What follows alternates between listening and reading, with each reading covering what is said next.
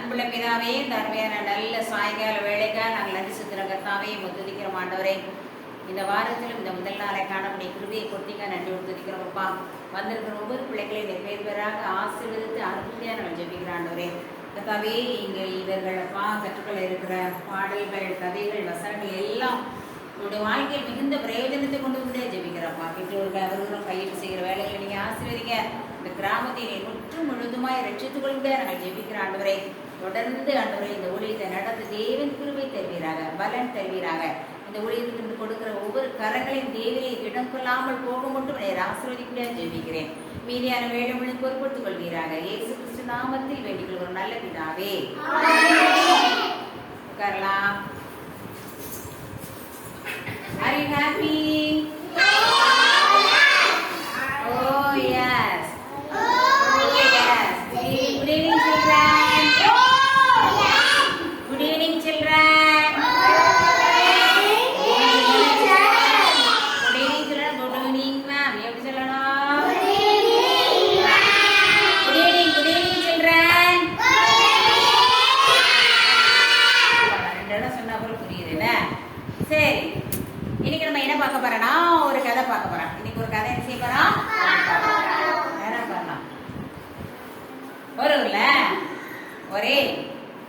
ஒரு தந்தை ஒரு அப்பா இருந்தாங்க. ஒரு ஊர்ல ஒரு அப்பா இருந்தாங்களாம்.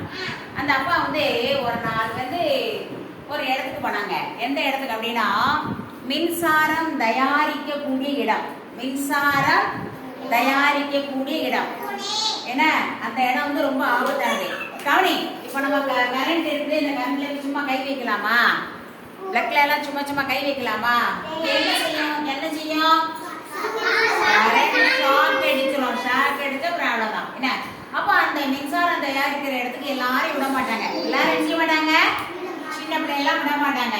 ஆனா அந்த அண்ணனுக்கு அந்த தரப்பினருக்கு அந்த இடத்த விசிட் பண்ணக்கூடிய ஒரு நல்ல சந்தர்ப்பம் கிடைச்சிச்சு. அப்ப அந்த நிறுவனத்துக்குள்ள போய் ஒன்னொன்னா பாக்குறார். ஒவ்வொரு ரூமையும் பாக்குறார். ஒன்னும் ஒவ்வொரு விதமா பெரிய பெரிய மின்கலங்கள் அப்படிலாம் நிறைய அப்படியே பெரிய பெரிய உருண்டையா இருக்கும். அதெல்லாம் பார்க்கறதுக்கே பயங்கரமா இருக்கும். அப்ப ஒவ்வொரு அறையா பார்த்து போறேன். போகும்போது அவரை பார்த்து பிடிச்சி, எப்பா என்ன ஆச்சரியமா இருக்கு, மனுஷனுக்கு கடவுள் மனுஷனுக்கு எவ்வளவு நல்ல அறிவை தந்திருக்காரு அப்படின்னு நினைச்சிட்டு ஒரு வெளியே அப்படியே பார்க்க ஒன்னொன்னே பார்த்துட்டு ரொம்ப அதிசயமா இருந்தது. அங்குள்ள கம்பிகள், அங்குள்ள உருண்டைகள், பெரிய பெரிய உருண்டை, அண்டா மாதிரி பெரிய பெரிய உருண்டையா இருக்கும். என்ன கரண்ட்டை சேமிக்கிற உற்பத்தி பண்ற ஒரு இடம். ஏன்னா உடனே அந்த வெளியில வந்த உடனே அங்க ஒரு வழிகாட்டி இருப்பார். உடனே வந்த உடனே அங்க ஒரு பெரிய வெண்கல தட்டு இருந்துச்சு. ஒரு பெரிய வெண்கல போர்டு இருந்துச்சு. அதுல நிறைய பேரோட பேர் எழுதி இருந்துச்சு. பேர் என்ன செஞ்சது? அப்ப இவங்கெல்லாம் யாரப்பா? அழகா முத்துமுத்தா அப்படி மணிமணியா அந்த எழுத்து எழுதிருக்கு. அந்த பேர்லாம் யாரு அப்படின்னு அந்த ஐயா கேட்டாங்க. அப்ப அந்த வழிகாட்டி சொன்னாரு, இவங்கதான் இந்த கரண்ட் எல்லாம் தயாரிக்கிறதுக்கு இவங்க இயற்கையோடும் நீர் தேக்கம் உள்ள தண்ணீரோடும் போராடி தன்னுடைய உயிரை விட்டவங்க. தன்னுடைய உயிரை எதுக்காக?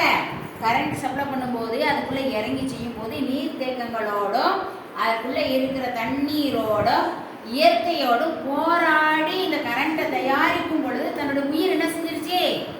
போயிருச்சு. அப்படிப்பட்டவங்க பெயரெல்லாம் அதுல பொறிக்கப்பட்டு இருந்தது. அப்போ அவங்கெல்லாம் அதை கண்டுபிடிச்சி அந்த கரண்ட் எல்லாம் கண்டுபிடிச்சி சேவ் பண்ணி நமக்கு அனுப்புறதுனாலதான் நமக்கு என்ன கிடைக்குது? கரண்ட் கிடைக்குது. நமக்கு என்ன கிடைக்குது? ஒரு நாளைக்கு கரண்ட் இல்லைன்னா என்ன ஆகும் சொல்லு? எப்படி முடியாது? படிக்க முடியாது. வேற என்ன செய்ய முடியாது சொல்லு? தூங்க முடியாது. படுக்க முடியாதா? தூங்க முடியாது. செனாவுக்கு என்ன முடியல? நறுக்கு என்ன செய்யும்? கடிக்கும் ராத்திரியில இல்ல. அப்போ ஃபேன் ஓடலைன்னா தூக்கம் வராது. அப்புறம் புழுக்கமா இருக்கும். அப்புறம் படிக்க முடியாது. சமையல் என்ன செய்ய முடியாது? சமையல் பண்ண முடியாது. மிக்சி போட முடியாது. துணி துவைக்க முடியாது. தண்ணீர் போட்டு போட முடியாது. ஒரு நாளைக்கு கரண்ட் ஷட்டவுன்னா எப்படி இருக்கும்? காலையில ஷட்டவுன் போட்டாங்கன்னா ஈவினிங் 5 மணி தான் வரும். அது வரைக்கும் எப்படா கரண்ட் வரும்னு என்ன செஞ்சிருப்போம்? காத்துக்கிட்டே இருப்போம் இல்லையா? டிவி எப்படா போடலாம், எப்படா என்னது டிவில என்ன பார்ப்பீங்க? சுட்டி டிவி கரண்ட் இல்லைன்னா எப்படா சுட்டி நீ வரும்னு இருக்கீங்க. சுட்டி நீ வந்தன்னைக்கு வெளியில என்ன செஞ்சிருவீங்க? விளையாட என்ன செஞ்சிருவீங்க? போயிருவீங்க. இப்போ இந்த கரண்ட் இல்லை அப்படின்னா எவ்வளவு கஷ்டம் வாழ்க்கையில என்ன? அதே மாதிரி நமக்கு வாழ்க்கையில பரிசுத்த ஆவியானவர் வேணும். இந்த கரண்ட் வந்த உடனே வீட்டுல லைட் எல்லாம் எப்படி பாத்தியா? கவனி, லைட் எல்லாம் எப்படி இருக்கு? பளிச்சுட்டு இருக்கா? அதே மாதிரி பரிசுத்த ஆவியானவர் நம்முடைய வாழ்க்கையில வரும்போது நம்முடைய வாழ்க்கையை ஒளிர வைப்பாராம். அல்லேலூயா.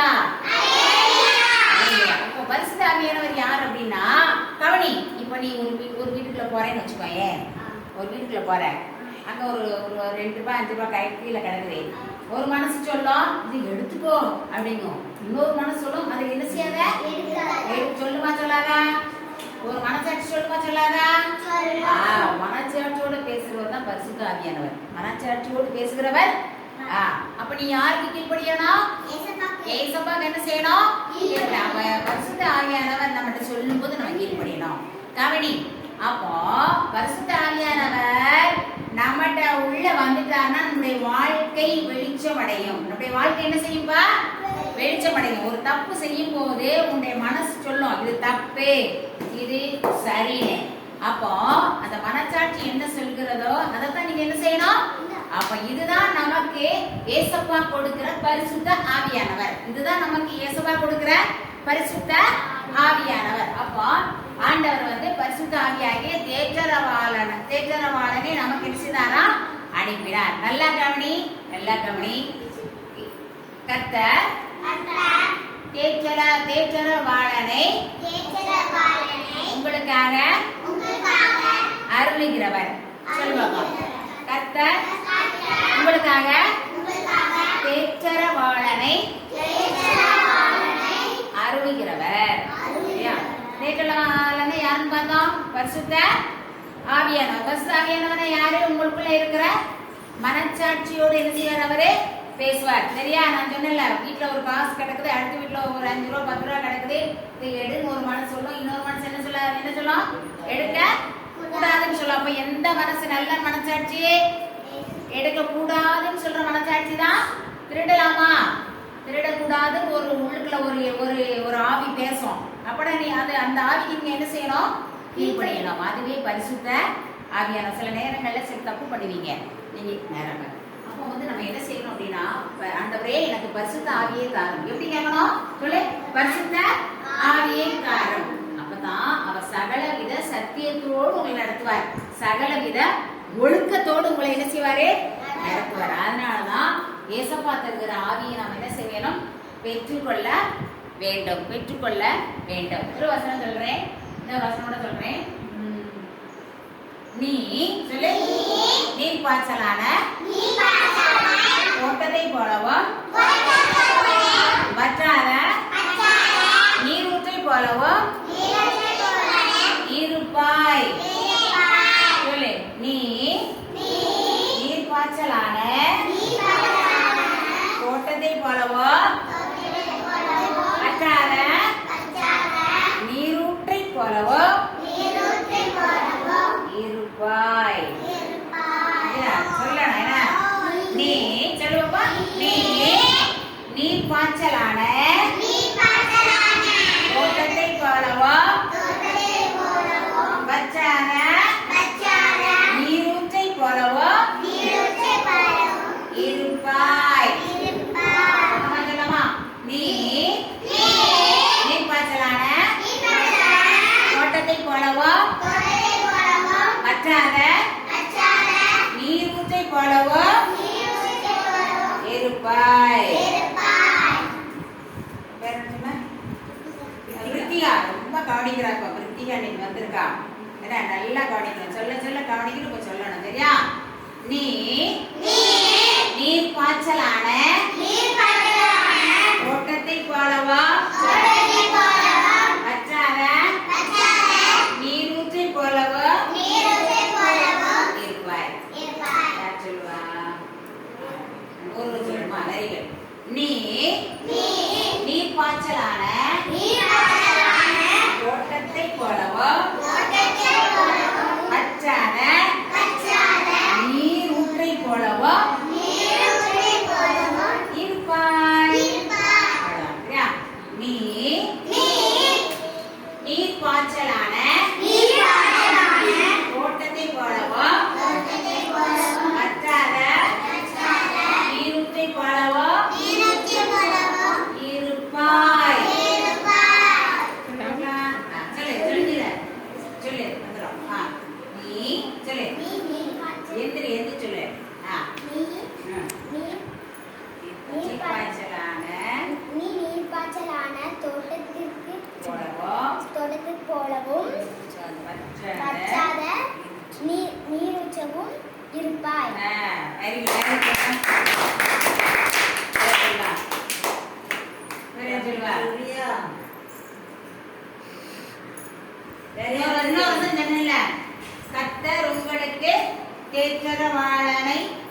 தந்தருளுவார்.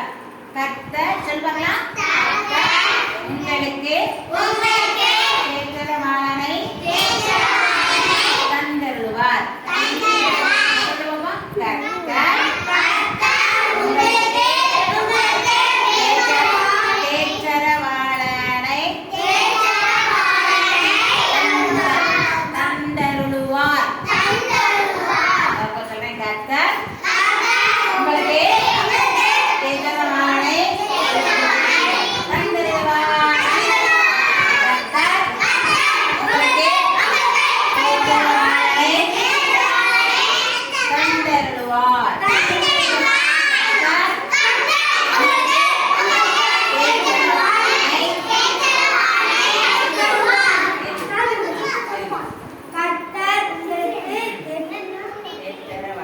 தேற்றரவாளனை தந்தருள்வார். கர்த்தர் உங்களுக்கு தேற்றரவாளனை தந்துருவார்.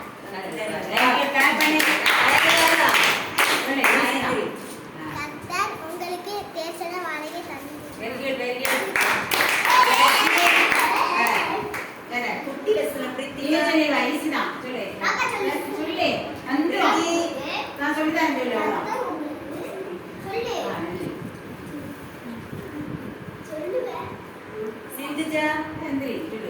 சொல்லுவேன். சின்ன சின்ன வசனம்லாம் அழகா சொல்லாம ஜீவ அப்பா நானே. இன்னொரு வசனம், ஜீவ அப்பா நானே. சொல்லுவோம், ஜீவ அப்பா நானே. ஜீவ அப்பம் நானே. சொன்னீங்க, வசனம் சொன்னீங்கல்ல? வசனம்னா பரிசு. பென்சில்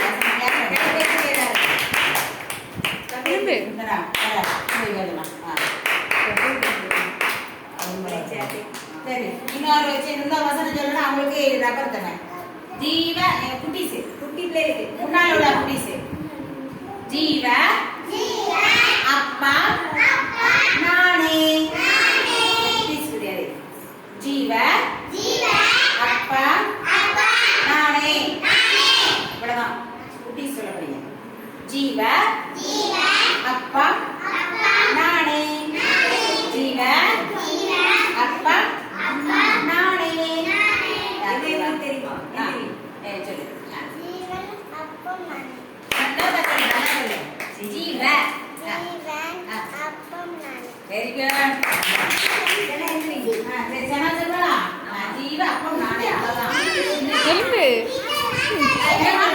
நீ சொல்றியாமா? ஜீவ அப்பம் நானே. Very good. சொல்லுமா? ஜீவப்பா நானே. என்ன சொல்றீங்க?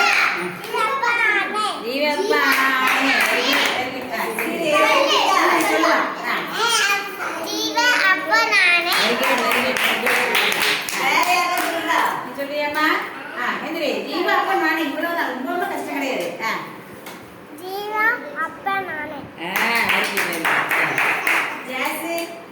நீ சொல்லு, எந்திரி. ஜீவ அப்பம் நானே. இவ்வளவுதான். ஜீவ அப்பம் நானே. சரி, நம்ம இப்போ எந்திரிச்சு ஒரு பாட்டு படிக்க போறோம். கிளம்பி கிளம்பி பாட்டு படிக்கலாம். இயேசு வந்த வீட்டிலே சந்தோஷமே. இயேசு வந்த வீட்டிலே